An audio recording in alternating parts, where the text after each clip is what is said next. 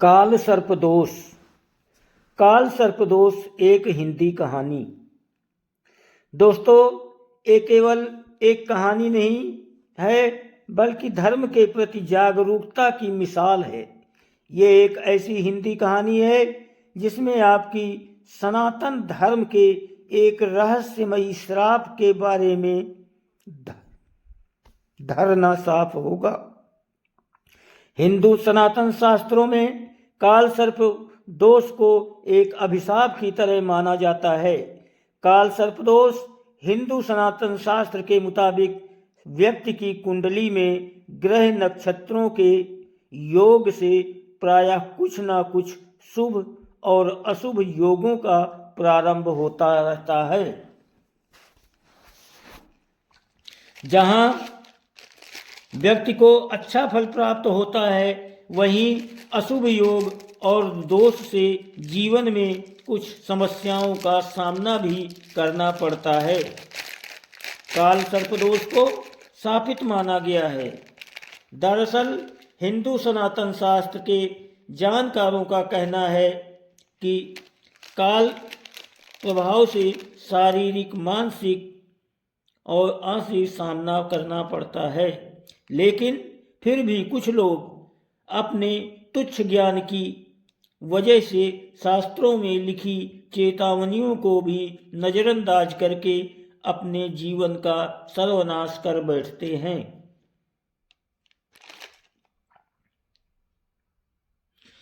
ऐसे ही कहानी इंजीनियर लड़के विजय की है। विजय आधुनिक शिक्षा ग्रहण कर चुका था और अब उसे तलाश थी एक अच्छी नौकरी की।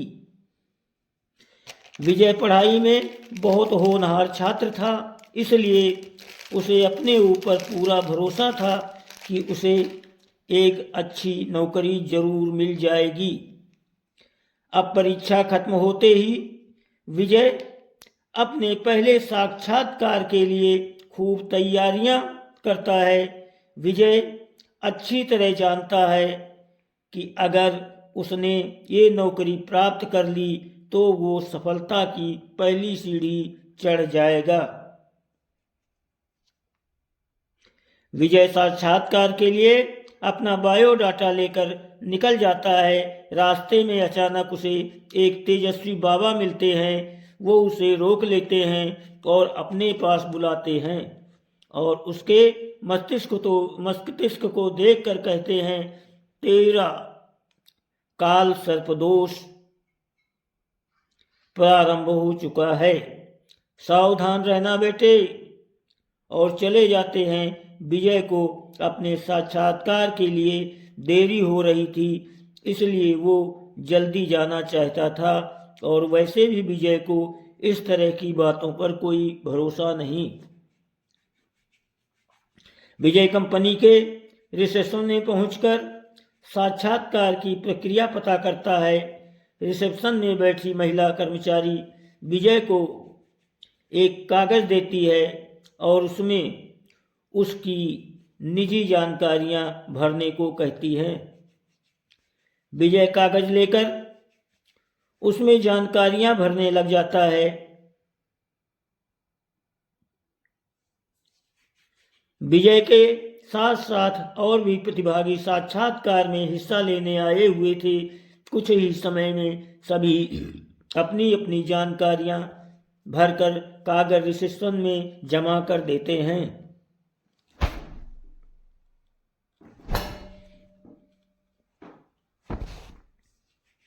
घंटी बजते ही साक्षात्कार का दौर प्रारंभ हो जाता है।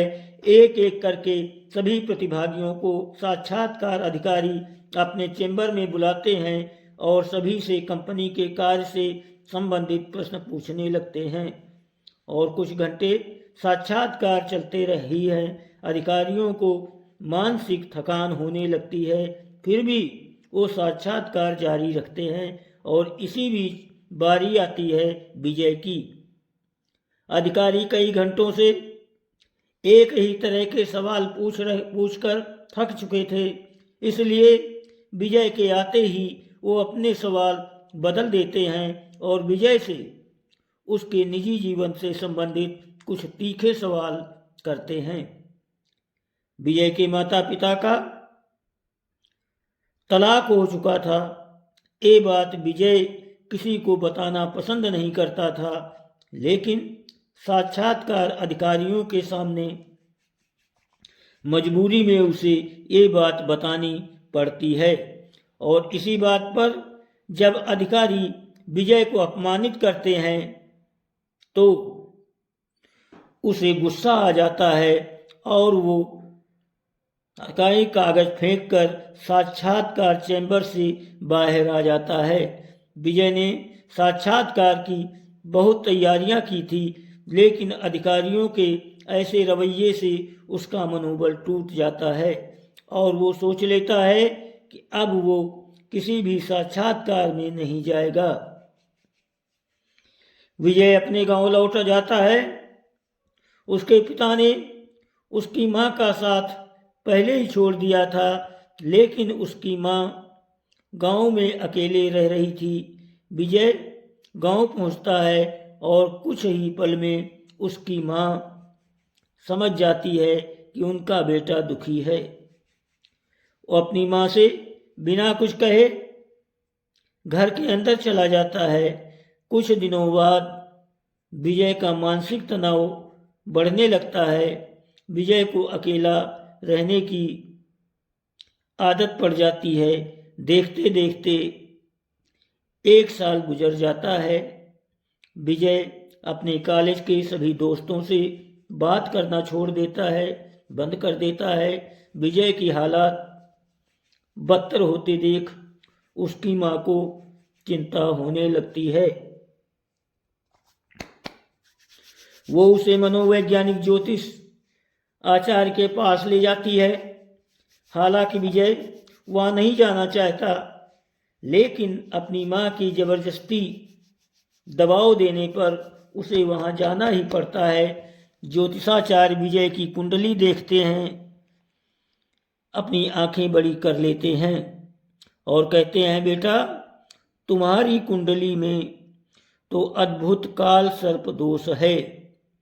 अपनी मां की भक्ति की वजह से तुम अब तक जिंदा हो, क्योंकि तुम्हारे जीवन में काल की दस्तक हो चुकी है और वो तुम्हारा भविष्य खाने के लिए तैयार है।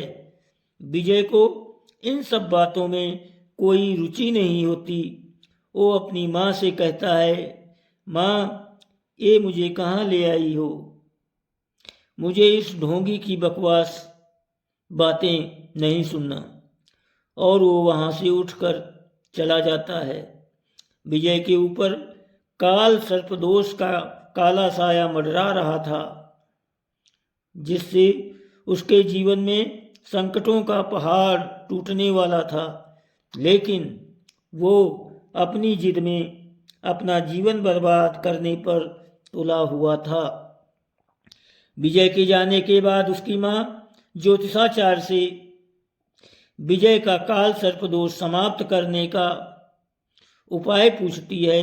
ज्योतिषाचार्य कहते हैं, शास्त्रों के पारंगत पुरोहित होते हैं, इसलिए वो विजय का काल सर्पदोष उतारने की पूजा विधि प्रारंभ कर देते हैं। कुछ दिनों के अंदर विजय की स्थितियों में बदलाव होने लगता है।